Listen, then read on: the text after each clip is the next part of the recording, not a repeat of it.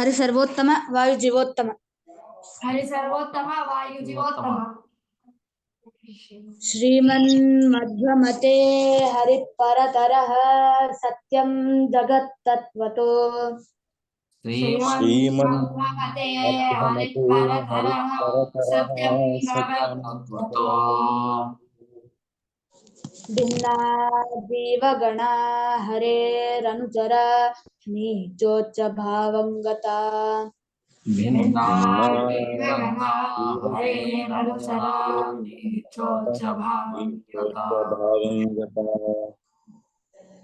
ಮುಕ್ತೇರ್ನೈಜ ಸುಖಾನುಭೂತಿರಮಲಾ ಭಕ್ತಿಶ್ಚ ತತ್ಸಾಧನಂ.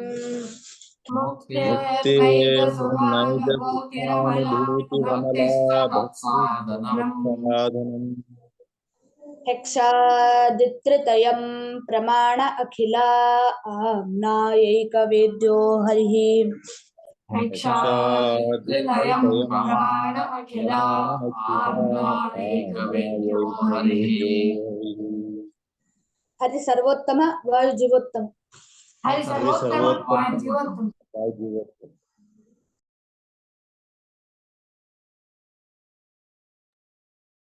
Hari Om, Sri Gurubhyo Namah. So in the continuation of the Bodhi rituals of unity, so one of the best topic to deal with. We'll continue on this particular topic for a few more days because we are just talking for 10 minutes.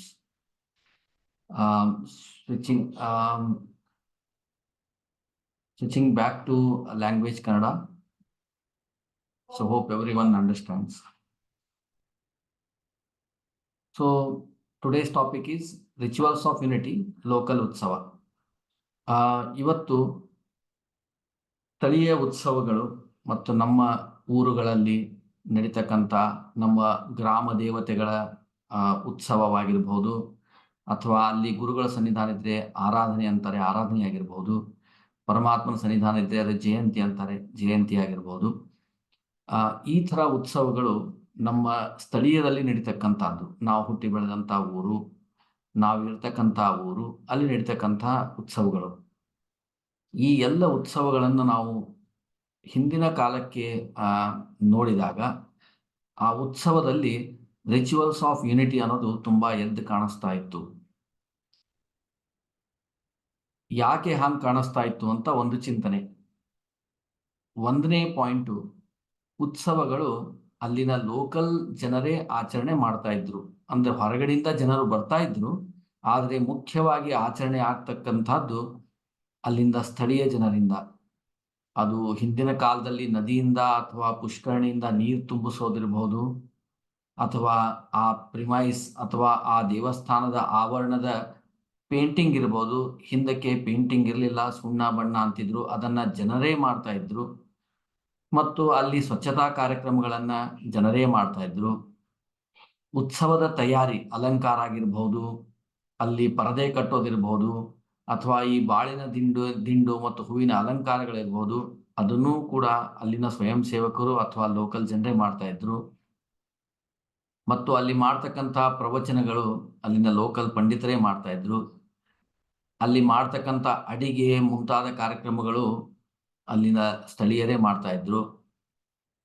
ಅದಾದ ನಂತರ ಮತ್ತು ಅಲ್ಲಿ ಭಜನೆ ಕಾರ್ಯಕ್ರಮಗಳಾಗಿರ್ಬೋದು, ಯಾವುದೇ ಒಂದು ವಿಷಯ ಬಗ್ಗೆ ಚಿಂತನೆ ಮಂಥನೆ ಕಾರ್ಯಕ್ರಮಗಳಿರ್ಬೋದು, ಇವೆಲ್ಲವೂ ಸ್ಥಳೀಯರೇ ಮಾಡ್ತಾ ಇದ್ರು.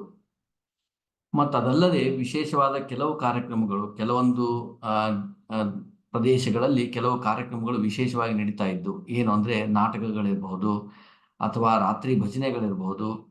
ಈ ಥರ ಕಾರ್ಯಕ್ರಮಗಳು ಕೂಡ ಅಲ್ಲಿನ ಸ್ಥಳೀಯರೇ ಆಚರಣೆಯನ್ನ ಮಾಡ್ತಾ ಇದ್ರು. ಯಾಕೆಂದ್ರೆ ಪ್ರತಿ ಊರು ಒಂದು ಮಧ್ವ ಅಗ್ರಹಾರ ಅಥವಾ ಒಂದು ಬ್ರಾಹ್ಮಣರ ಅಗ್ರಹಾರನೇ ಆಗಿರ್ತಿತ್ತು. ಒಂದು ಮಿನಿಮಮ್ 20-30 ಮನೆಗಳು ಬ್ರಾಹ್ಮಣರದು, ಬ್ರಾಹ್ಮಣರ ಓಣಿ ಅಂತಕ್ಕಂಥ ಒಂದು ಸ್ಪೆಷಲೈಸ್ಡ್ ಅಗ್ರಹಾರ. ಅವರವ್ರ ಮಧ್ಯೆ ಎಷ್ಟೇ ಭಿನ್ನಾಭಿಪ್ರಾಯ ಇದ್ರೂ ಕೂಡ ಒಂದು ಕನೆಕ್ಟಿವಿಟಿ. ಅದಲ್ಲದೆ ಇಂತಹ ವರ್ಷಕ್ಕೆ ಬರ್ತಕ್ಕಂಥ 2, 3 ಅಥವಾ 4 ಕಾರ್ಯಕ್ರಮಗಳನ್ನ ಆ ಊರಿನವರೇ ನಡೆಸಿಕೊಡ್ತಾ ಇದ್ರು. ಇಲ್ಲಿ ಒಂದು ವಿಶೇಷವನ್ನು ನಾವು ಗಮನ ಮಾಡಬೇಕು ಅಂದ್ರೆ, ಊರಿನವರೇ ವಿಶೇಷ ಕಾರ್ಯಕ್ರಮಗಳನ್ನೆಲ್ಲ ಮಾಡ್ಬೇಕಂದ್ರೆ ಎಲ್ಲ ಥರದ ಎಕ್ಸ್ಪರ್ಟೀಸ್ ಆ ಊರಲ್ಲೇ ಇರಬೇಕು. ಅಂದ್ರೆ ಹಾಡುಗಾರಿಕೆ ಊರಲ್ಲೇ ಇರ್ತದೆ, ಅದಕ್ಕೆ ತಕ್ಕವಾದಂಥ ವಾದ್ಯ ಬಾರಿಸೋದಿರ್ಬೋದು, ತಬಲಾ ಇರ್ಬೋದು, ದಿಮ್ಮಿಡಿ ಇರಬಹುದು, ಅಥವಾ ಹಾರ್ಮೋನಿಯಂ ಇರಬಹುದು, ಕೊಳಲ್ ಇರ್ಬೋದು, ಯಾವುದೇ ಪ್ರತಿಯೊಂದು ಕಲೆ ಆ ಊರಲ್ಲೇ ಇರ್ತಕ್ಕಂಥ ಜನರಿಗೆ ಬಂದಿರ್ತದೆ. ನನಗೆ ಬರ್ತಕ್ಕಂಥ ಕಲೆಯನ್ನ ನಾನು ಮಗನಿಗೆ ಕಲಿಸ್ತೀನಿ, ಅವನು ತನ್ನ ಮಗನಿಗೆ ಕಲಿಸ್ತಾನೆ. ಈ ತರ ಅದೊಂದು ಪರಂಪರೆನೂ ಬಂದಿರ್ತದೆ. ಅದಲ್ಲದೆ ಪಾಂಡಿತ್ಯವೂ ಕೂಡ ಲೋಕಲ್ ಆಗೇ ಸಿಗುತ್ತದೆ. ಮತ್ತು ಈ ವಿವಿಧವಾದಂತಹ ಫಿಸಿಕಲ್ ಆಕ್ಟಿವಿಟಿ, ಕೆಲವರಿಗೆ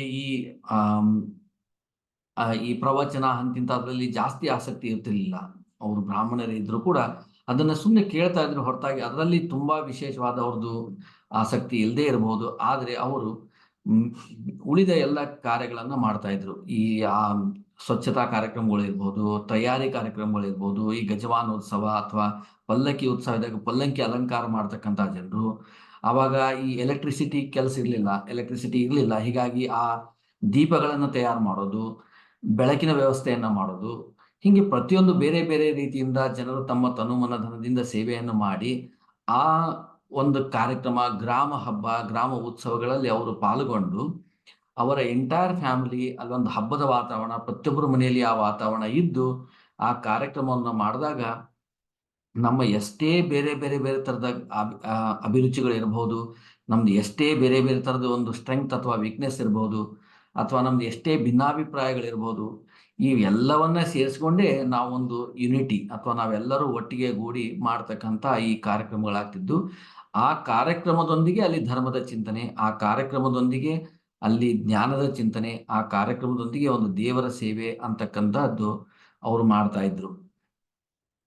ಇದು ಹಿಂದಿನ ದಿವಸಗಳಲ್ಲಿ ನೋಡ್ತಕ್ಕಂಥದ್ದು ಒಂದು ಅನಾಲಿಸಿಸ್ ಹೇಗೆ ಇತ್ತು ಅಂತ ಒಂದು ಪಿಕ್ಚರ್ ಅನ್ನ ನಾವು ನಿಮ್ಮ ಮುಂದೆ ಇಡ್ತಾ ಇದ್ದೀವಿ. ಇದು ನಾನು ಚಿಕ್ಕವನಿದ್ದಾಗ ಕಂಡಿರ್ತಕ್ಕಂಥ ಒಂದು ಅಬ್ಸರ್ವೇಷನ್ ಕೂಡ. ಬರ್ತಾ ಬರ್ತಾ ಇವತ್ತಿನ ಆರಾಧನೆಗಳಾಗ್ಲಿ, ಇವತ್ತಿನ ಉತ್ಸವಗಳಾಗ್ಲಿ, ಗ್ರಾಮ ಉತ್ಸವಗಳಾಗ್ಲಿ ನಾವು ಅಬ್ಸರ್ವ್ ಮಾಡಿದ್ರೆ ಅಲ್ಲಿ ನಡೀತಾ ಇರೋ ಕಾರ್ಯಕ್ರಮಗಳೇ ಬೇರೆ.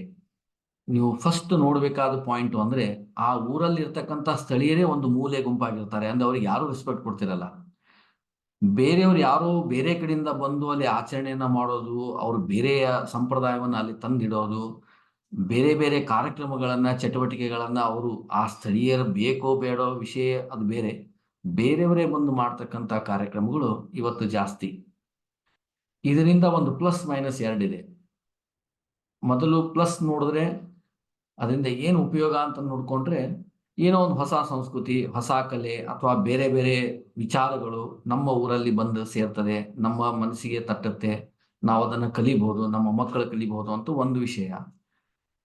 ಅಥವಾ ಕಾರ್ಯಕ್ರಮಗಳು ದೊಡ್ಡದಾಗಿ ಆಗ್ತವೆ, ತುಂಬಾ ದೊಡ್ಡ ಕಾರ್ಯಕ್ರಮ, ಊಟದಲ್ಲಿ 4-5 ಥರ ವಿಚಿತ್ರವಾದಂತಹ ಸ್ವೀಟ್ಗಳು, ಅವು ಬೇರೆ ಬೇರೆ ಥರ ವೆರೈಟಿಗಳು, ನಮ್ಮ ಊರಲ್ಲಿ ನಮ್ಮ ಸ್ಥಳೀಯ ಭಾಗದಲ್ಲಿ ಕಾಣದೇ ಇರತಕ್ಕಂತಹ ಒಂದು ಊಟದ ಪದಾರ್ಥಗಳು ನಮ್ಮ ಎಲೆ ಮೇಲೆ ಕಾಣಿಸುತ್ತೆ.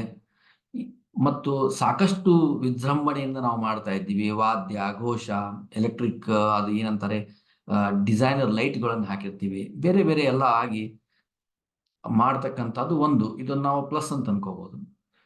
ಮತ್ತೆ ಮೈನಸ್, ಇದರಿಂದ ಇಂಪ್ಯಾಕ್ಟ್, ನೆಗೆಟಿವ್ ಇಂಪ್ಯಾಕ್ಟ್ ಏನಂದ್ರೆ ಲೋಕಲ್ನೆಸ್ ಹೋಗುತ್ತೆ, ಸ್ಥಳೀಯನೆಸ್ ಹೋಗುತ್ತೆ. ನಮ್ಮ ಸ್ಥಳೀಯದಲ್ಲಿ ನಾವು ಆಚರಣೆ ಮಾಡಿಕೊಂಡು ಬಂದಿರತಕ್ಕಂಥ ಪದ್ಧತಿಗಳು ಹೋಗ್ತದೆ. ಈಗ ನಮ್ಮ ತಂದೆ ಒಂದು ವಾದ್ಯದಲ್ಲಿ ಅವರು ಎಕ್ಸ್ಪರ್ಟ್ ಇದ್ದು ಅದನ್ನ ನನಗೆ ಕಲಿಸಿ, ಅವರು ಈ ತರ ಕಾರ್ಯಕ್ರಮದಲ್ಲಿ ಅದನ್ನ ಆ ಪ್ಲಾಟ್ಫಾರ್ಮ್ಗಳನ್ನ ಉಪಯೋಗಿಸ್ಕೊಂಡು ಮಾಡ್ತಕ್ಕಂಥ ಕಾರ್ಯಕ್ರಮ ಇವತ್ತು ಅದು ನನಗೆ ಮಾಡ್ಲಿಕ್ಕೆ ಆಗಲ್ಲ. ಯಾಕಂದ್ರೆ ಒಬ್ರು ಯಾರೋ ಬೇರೆ ಊರಿಂದ ಬಂದಿರತಕ್ಕಂಥ ಎಕ್ಸ್ಪರ್ಟ್ ಒಂದು ತಬಲಾ ಬಾರಿಸ್ತಿದ್ರೆ ಅವನ ಮುಂದೆ ನಾನು ಬಾರ್ಸಕ್ಕಾಗಲ್ಲ. ಹೀಗಾಗಿ ನಾನು ನನ್ನ ಮನೆಯಲ್ಲೇ ಕೊಡ್ಬೇಕಾಗುತ್ತೆ. ಹೋಗ್ತಾ ಹೋಗ್ತಾ ಅದನ್ನ ನನ್ನ ನೆಕ್ಸ್ಟ್ ಜನರೇಷನ್ಗೆ ಪಾಸ್ ಮಾಡೋಲ್ಲಿ ನನಗೆ ಅಷ್ಟು ಉತ್ಸಾಹ ಇರಲ್ಲ.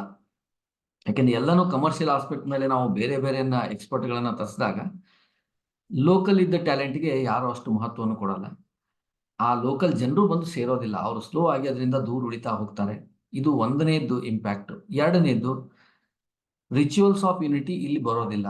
ಯಾಕೆಂದ್ರೆ ಹೊರಗಡೆಯಿಂದ ಬಂದವರು ಅವರು ಬರ್ತಾರೆ, ಬೆಳಗ್ಗೆ ತಮ್ಮ ಕಾರು ಅಥವಾ ವಾಹನ ಅಥವಾ ವಿಮಾನದಲ್ಲೋ ಇನ್ನೊಂದು ಸ್ವಲ್ಪ ದಿವಸದಲ್ಲಿ ಹೆಲಿಕಾಪ್ಟರ್ದಲ್ಲೋ ಬಂದಿರ್ತಾರೆ. ಅವರ ಉದ್ದೇಶ ಅಲ್ಲಿ ಕಾರ್ಯಕ್ರಮವನ್ನ ಎಷ್ಟು ಬೇಗ ಆಗುತ್ತೋ ಅಷ್ಟು ಬೇಗ ಮಾಡ್ಕೊಳ್ಳೋದು, ತೀರ್ಥ ಪ್ರಸಾದ ಊಟ ಆದ್ಮೇಲೆ ಅಲ್ಲಿಂದ ಹೊರಡೋದು. ಸಂಜೆ ನೀವು ಕಾರ್ಯಕ್ರಮಗಳನ್ನ ನೀವು ನೋಡ್ತಾ ಹೋದ್ರೆ ಆ ಕಾರ್ಯಕ್ರಮಗಳಿಗೆ ಯಾರು ಇರೋದೇ ಇಲ್ಲ. ಒಂದು 5-6 ಜನನೂ ಇರೋದಿಲ್ಲ. ಯಾರೋ ಒಬ್ರು ವಯಸ್ಸಾದವ್ರು ಇರ್ಬೋದು, ಅಥವಾ ಆ ಲೋಕಲ್ದಲ್ಲೇ ಏನೋ ಒಂದು ಸ್ವಲ್ಪ ಬೇಡಪ್ಪ ಇವತ್ತು ಟೈಮ್ ಪಾಸ್ಗೆ ಇಲ್ಲಿ ಕೊಡೋಣ ಅಂತ ಕೊಡೋದು ಇರಬಹುದು. ಇದರಿಂದ ಯಾವುದೇ ಥರದ ಯುನಿಟಿ ಆಗಲಿ, ಸಾಧನೆ ಆಗಲಿ, ಅಥವಾ ಧರ್ಮ ಕಾರ್ಯಗಳಾಗಲಿ ಆಗೋದಿಲ್ಲ. ಈ ಸಮಸ್ಯೆ ಎಲ್ಲ ಕಡೆನೂ ಇದು ಹರಡ್ತಾ ಇದೆ. ಈ ಸಮಸ್ಯೆಯಿಂದ ನಮ್ಮ ಈ ರಿಚುವಲ್ಸ್ ಆಫ್ ಯುನಿಟಿ ಅನ್ನೋ ಏನು ಹಳೆ ಕಾನ್ಸೆಪ್ಟ್ ಇತ್ತು, ಅದು ಸ್ಲೋಲಿ ಅದು ಹೋಗ್ತಾ ಇದೆ. ಆದರೆ ಈ ನಾವು ಮಧ್ವಾ ಕಾನ್ಸಿಯಸ್ನಿಂದ ಏನು ಮಾಡಬಹುದು ಅಂತ ವಿಚಾರಗಳನ್ನು ನಾವು ಇಲ್ಲಿ ತಿಳ್ಕೊಳ್ಳೋಣ. ಯಾಕೆಂದ್ರೆ ಇಲ್ಲಿ ನಾವು ಬರೀ ಚಿಂತನೆ ಮಾಡೋದಿಲ್ಲ, ಒಂದೆರಡು ಇಂಪ್ಲಿಮೆಂಟೇಷನ್ ಪಾಯಿಂಟ್ ಅನ್ನು ಕೂಡ ವಿಚಾರ ಮಾಡಿದ್ರೆ ತಪ್ಪೇನಿಲ್ಲ. ಮಧ್ವಾ ಕಾನ್ಸಿಯಸ್ನೆಸ್ ಉದ್ದೇಶ ಕೂಡ ಇದೇ ತರ. ಏನಂದ್ರೆ ಡಿಸ್ಟ್ರಿಬ್ಯೂಟೆಡ್ ಎನ್ವಿರಾನ್ಮೆಂಟ್ ದಲ್ಲಿ ಅಲ್ಲಿ ಲೋಕಲ್ ಕೆಪಾಸಿಟಿಯಿಂದಾನೇ ಒಂದು ಜಾಗೃತಿಯನ್ನ ಮೂಡಿಸೋದು, ಧರ್ಮ ಉತ್ತೇಜನವನ್ನ ಮಾಡೋದು, ಧರ್ಮವನ್ನ ಉಳಿಸೋದು ಕೂಡ ಆಗಿದೆ. ಹಾಗಾಗಿ ಈಗ ನಾವು ಒಂದು ಉದಾಹರಣೆಗೆ ಬೆಂಗಳೂರು ಅಂತ ತಗೊಂಡ್ರೆ, ಬೆಂಗಳೂರಲ್ಲಿ ಸಾಕಷ್ಟು ಪ್ಲೇಸ್ಗಳಿವೆ. ಇಲ್ಲಿಂದ ಅಲ್ಲಿ ಹೋಗೋದು, ಅಲ್ಲಿಂದ ಇಲ್ಲಿ ಹೋಗೋದು, ಒಂದು ಯಾವುದೋ ಸೆಂಟ್ರಲ್ ಲೊಕೇಶನ್ದಲ್ಲಿ ಕಾರ್ಯಕ್ರಮ ಆಗ್ತಿರೋದನ್ನ ನಾವು ಪ್ರತಿನಿತ್ಯ ಹೋಗಿ ಅಲ್ಲಿ ಅಟೆಂಡ್ ಮಾಡೋಕ್ಕಾಗಲ್ಲ.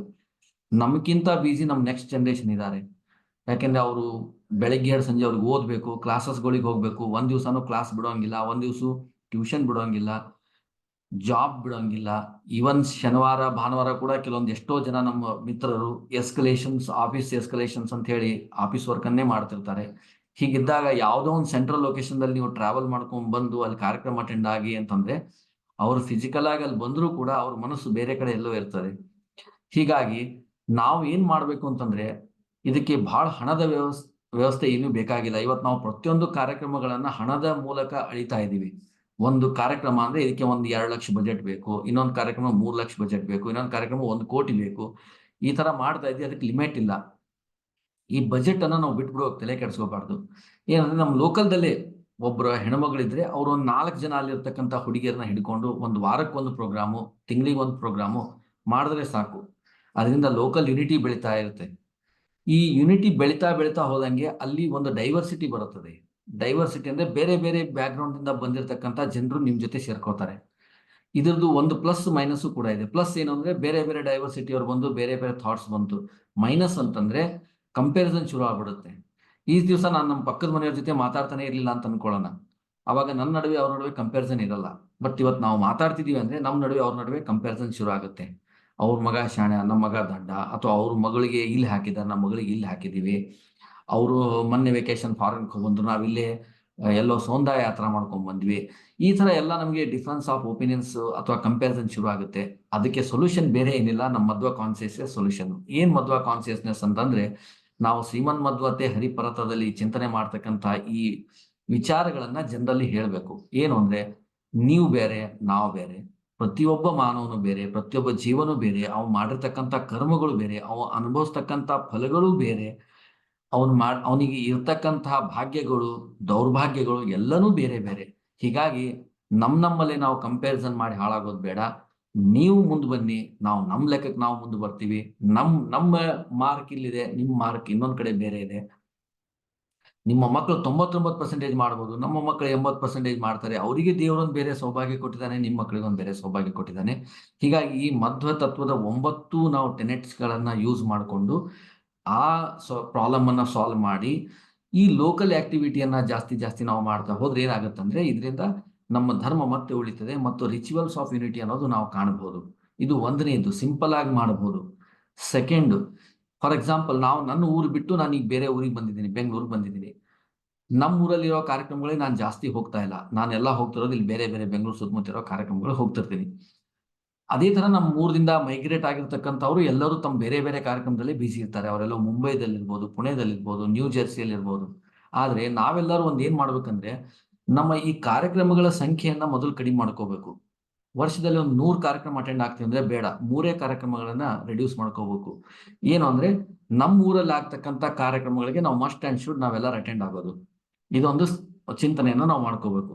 ನಮ್ಮದೇ ಒಂದು ಸಂಘಟನೆಯನ್ನು ಮಾಡ್ಕೋಬೇಕು. ನಮ್ಮದೇ ಒಂದು ವಾಟ್ಸ್ಆಪ್ ಗ್ರೂಪ್ ಅನ್ನ, ಕಮ್ಯುನಿಕೇಶನ್ ಚಾನಲ್ ಮಾಡ್ಕೊಂಡು ಅಲ್ಲಿ ಕಾರ್ಯಕ್ರಮಗಳನ್ನ ನಾವು ಎಲ್ಲೇ ಇದ್ದು ಕೂಡ ವರ್ಷಕ್ಕೆ 3 ಸಲ ನಾವು ಅಲ್ಲಿ ಹೋಗಿ ನಮ್ಮ ಫ್ಯಾಮಿಲಿನ ಕರ್ಕೊಂಡು ಹೋಗಿ ಒಬ್ರಿಗೊಬ್ರು ಪರಿಚಯ ಮಾಡೋದು, ಅಲ್ಲಿ ಎಲ್ಲರೂ ಸೇರಿ ಒಂದು ಉತ್ತಮ ಉತ್ಸಾಹದಿಂದ ಕಾರ್ಯಕ್ರಮಗಳ ವಿಜೃಂಭಣೆಯಿಂದ ಮಾಡಿ ನಮ್ಮ ಫ್ಯಾಮಿಲಿ ಗೆಟ್ ಟುಗೆದರ್ ಆಯ್ತು, ನಮ್ಮ ಕುಟುಂಬ ಗೆಟ್ ಟುಗೆದರ್ ಆಯ್ತು, ನಮ್ಮ ನೆಕ್ಸ್ಟ್ ಜನರೇಷನ್ ಗೆಟ್ ಟುಗೆದರ್ ಆಯ್ತು. ನಮ್ಮ ಸಂಸ್ಕೃತಿಯನ್ನ ವಾಪಸ್ಸು ಯಾಕಂದ್ರೆ ನಾವು ಅಲ್ಲೇ ಹುಟ್ಟಿ ಬೆಳೆದು ಬೇರೆ ಕಡೆ ಹೋದ್ರೂ ಕೂಡ ನಮ್ಮ ಚಿಂತನೆಗಳು ಆ ಸ್ಥಳೀಯ ಲೊಕೇಶನ್ಗೆ ತುಂಬಾ ಮೂಲಭೂತವಾಗಿ ಹೊಂದ್ಕೊಂಡಿರ್ತವೆ. ಫಾರ್ ಎಕ್ಸಾಂಪಲ್, ಈಗ ಹುಬ್ಬಳ್ಳಿಯಿಂದ ಮುಂಬೈಗೆ ಹೋಗಿರ್ಬೋದು, ಅವ್ರು ಅಮೆರಿಕಕ್ಕೆ ಹೋಗಿರ್ಬೋದು, ಆಸ್ಟ್ರೇಲಿಯಾಗೆ ಹೋಗಿರ್ಬೋದು, ಬೆಂಗಳೂರಿಗೆ ಹೋಗಿರ್ಬೋದು, ಹೈದರಾಬಾದ್ಗೆ ಹೋಗಿರ್ಬೋದು. ಅವರೆಲ್ಲ ಒಟ್ಟಿಗೆ ವಾಪಸ್ ಸೇರಿದಾಗ ಅವ್ರ ಚಿಂತನೆ ಎಲ್ಲ ಮತ್ತು ವಾಪಸ್ ಹುಬ್ಳಿ ಮೆಂಟಾಲಿಟಿನೇ ಇರುತ್ತೆ ಅಲ್ಲಿ. ಅದು ಅಡ್ವಾಂಟೇಜ್. ಅದನ್ನ ಯೂಸ್ ಮಾಡಿಕೊಂಡು ನಮ್ಮ ನೆಕ್ಸ್ಟ್ ಜನರೇಷನ್ ಆ ನಿಟ್ಟಿನಲ್ಲಿ ನಾವು ಬೆಳೆಸಿ ಗೊತ್ತಾ ಹೋದ್ರೆ ನಮ್ಮ ಈ ರಿಚುವಲ್ಸ್ ಆಫ್ ಯೂನಿಟಿ, ಲೋಕಲ್ ಉತ್ಸವಗಳಿಗೆ ಒಂದು ಹೊಸ ಮೀನಿಂಗ್ ಬರ್ತದೆ. ಮತ್ತೆ ವಾಪಸ್ ನಾವು ಅದರಿಂದ ಪ್ರಯೋಜನವನ್ನ ಪಡಿಬಹುದು, ಧರ್ಮವನ್ನ ಉತ್ತೇಜನ ಮಾಡಬಹುದು. ಇದನ್ನ ನಾವು ಸಾಧನೆ ಮಾಡಲಿಕ್ಕೆ ಸಾಕಷ್ಟು ಇವತ್ತಿನ ದಿವಸದಲ್ಲಿ ಹಿಂದಿನಕ್ಕಿಂತ ಇವತ್ತಿನ ದಿವಸ ಸಾಕಷ್ಟು ಅವಕಾಶಗಳಿವೆ. ನಮ್ಮ ಇವತ್ತಿನ ಸಮಸ್ಯೆ ಏನಂದ್ರೆ ನಮ್ಮ ಕಮಿಟ್ಮೆಂಟ್ಗಳು ಜಾಸ್ತಿ. ನಾವು 100 ಕಾರ್ಯಕ್ರಮಗಳನ್ನ ಒಂದು ವರ್ಷದಲ್ಲಿ ಅಟೆಂಡ್ ಆಗ್ತೀವಿ. ಈಗ ಅದನ್ನ ಕಡಿಮೆ ಮಾಡಿ ನಾವು ಒಂದು 2-3 ಕಾರ್ಯಕ್ರಮಗಳನ್ನ ನಾವು ನಮ್ಮ ಲೋಕಲ್, ನಮ್ಮ ಯೂನಿಟಿಗೋಸ್ಕರ ನಾವು ಮಾಡ್ಕೊಂಡು ಹೋದ್ರೆ ನಾವು ತುಂಬಾ ಆಸ್ ಅ ಸಮಾಜ ತುಂಬಾ ಉತ್ತಮವಾಗಿ ಸಕ್ಸಸ್ ಆಗ್ಬೋದು. ಮತ್ತು ಇದರಿಂದ ಉತ್ತಮವಾದ ಪ್ರಯೋಜನಗಳನ್ನು ಕೂಡ ನಾವು ಪಡಿಬಹುದು.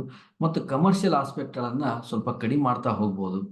ಎಲ್ಲವೂ ಹಣದಿಂದ ಅಳಿತಾ ಹೋದ್ರೆ ಒಂದ್ ದಿವಸ ಹಣವನ್ನೇ ಕೊಡ್ತೀನಿ, ಎಲ್ಲವನ್ನೂ ವರ್ಚುವಲ್ ಆಗಿ ಇಟ್ಬಿಡಿ ಅಂತ ಹೇಳಿ ಜನರು ವರ್ಚುವಲ್ ಆಗೇ ಕೂತ್ ಬಿಡ್ತಾರೆ. ತಮ್ಮ ಮನೆಯಲ್ಲೇ ಕೃಷ್ಣಾರ್ಪಣ ಅಂದು ಊಟ ಮಾಡ್ತಾರೆ. ಅಲ್ಲಿ ಒಬ್ರು ಯಾರೋ ಗೋವಿಂದ ಅಂತಿರ್ತಾರೆ ವರ್ಚುವಲ್ ಆಗಿ ನಿಂತು. ಎಲ್ಲರೂ ತಮ್ಮ ಮನೆಯಲ್ಲಿ ಆ ಟೈಮ್ದಲ್ಲಿ ಊಟ ಮಾಡಿ ಹೌದು ನಾವು ಒಂದು ಆರಾಧನೆ ಮಾಡಿದ್ವಿ ಅಂತನೋ ಪರಿಸ್ಥಿತಿ ಮುಂದಿನ ದಿವಸದಲ್ಲಿ ಬರಬಾರ್ದು. ಈ ತರ ಯಾವುದೂ ಆಗ್ಬಾರ್ದು. ನಮ್ಮ ಸಂಸಾರಗಳು ಒಡಿಬಾರ್ದು, ನಮ್ಮ ಸಮಾಜ ಒಡಿಬಾರ್ದು, ನಮ್ಮ ದೇಶ ಒಡಿಬಾರ್ದು ಅಂತ ನಮಗೆ ಇದ್ರೆ ಈ ಮಧ್ವಾ ಕಾನ್ಸಿಯಸ್ನೆಸ್ ನಾವು ಕಾನ್ಸೆಪ್ಟ್ಗಳನ್ನ ಹೆಚ್ಚು ಯೂಸ್ ಮಾಡಿಕೊಂಡು ಅತಿ ಕಡಿಮೆ ಖರ್ಚದಲ್ಲಿ ಉತ್ತಮವಾಗಿ ನಾವು ಇದರಲ್ಲಿ ಏನು ಇನ್ನೋವೇಷನ್ ಇಲ್ಲ, ಹಳೆಯ ಕಾನ್ಸೆಪ್ಟ್ ಅನ್ನೇ ನಾವು ಬೆಸ್ಟ್ ವೇದಲ್ಲಿ ಯೂಸ್ ಮಾಡ್ತಾ ಹೋದ್ರೆ ಇದರಿಂದ ಒಂದು ಅನುಕೂಲ ಆಗ್ಬೋದು ಅಂತ ಇವತ್ತಿನ ಚಿಂತನೆ. ಕೃಷ್ಣಾರ್ಪಣ ವಸ್ತು. Over to you Shreesha. Hari ಸರ್ವೋತ್ತಮ ಹರಿ ಸರ್ವೋತ್ತಮ ವಾಯು ಜೀವೋತ್ತಮ. ಶ್ರೀಮನ್ ಮಧ್ಯಮತೆ ಹರಿ ಪರತರಃ ಸತ್ಯಂ ಜಗತ್ ತತ್ವತೋ. ಶ್ರೀಮನ್ ಮತೆ ಹರಿ ಪರತರಃ ಸತ್ಯಂ ಜಗತ್ ತತ್ವತೋ. ಭಿನ್ನ ಜೀವಗಣ ಹರೇರನುಚರ ನೀಚೋಚ್ಚ ಭಾವಂಗತ.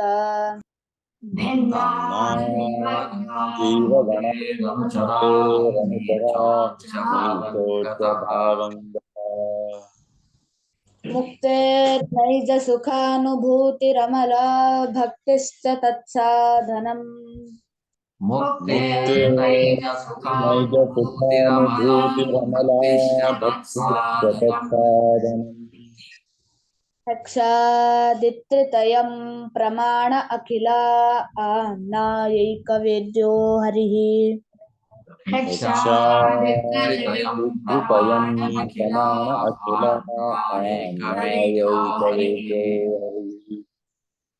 ಹರಿ ಸರ್ವೋತ್ತಮ ವಾಯು ಜೀವೋತ್ತಮ. ಹರಿ ಸರ್ವೋತ್ತಮ ವಾಯು ಜೀವೋತ್ತಮ.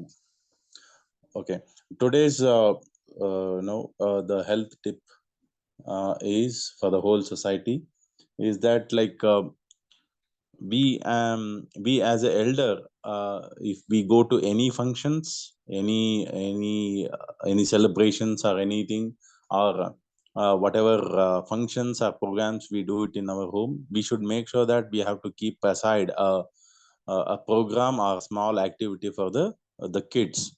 So because kids are very important, because if they grasp whatever they grasp in a childhood, they will take it the concepts to the whole into their whole life. They will try to understand those concepts, or they will try to implement. That's why kids, we have to keep aside some time or some energy, some efforts in any programs or any functions or any celebrations. So that way you can take a initiation, like you can ask them to you can teach them smallest shlokas, 2-line shlokas like Pujaya Raghavendraya Satyadharmrataya cha Bharitam Kalpakshaya Notam Kamadhenami, or any small shlokas, Jnananandamayam Devam. So any Haigriv Stotra, any which are very small 2-lines things, you can ask them, come and chant this or teach them, or something at least if you do it, this is a very smallest way you can do it, but it will going to help him or her that in her whole life that she can use for her the positive life in the future. So that's a health tip for the whole society. That's a one thing. Today's slogan is Sakala Graha Bala Neene Sarasi Jagsha. So all planetary movements also, the whole strength, because for the planetary movements is Sri Hari only. That shows the Sri Hari is a Sarvottama, means he is a supreme. So even when we are sitting now here and standing wherever you are there, right, actually you can't feel it, but actually the whole earth is moving, and the earth on its own axis, it's revolving, and there are many other planetary movements are happening. So we go usually the Jyotisha or any other people, and they will see this planetary movement itself, and they will and our birthplace and the time is which is a very referential, that they will take it and they will check your past, or they can tell about your future.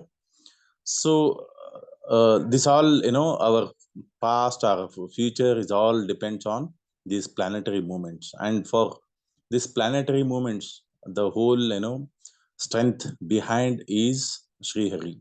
That's what this two line the one line slogan says, that is Sakala Graha Balanine Sarasi Jaksha. So we have to surrender to him, so that even he can plan these planetary movements according to your for your goodness. So this is the slogan. Please chant with me. Sakala Graha Balanine Sarasi Jaksha. Sakala Graha ಗ್ರಹ Balanine ಬಲ ನೀನೆ Sarasi Jaksha. Tomorrow at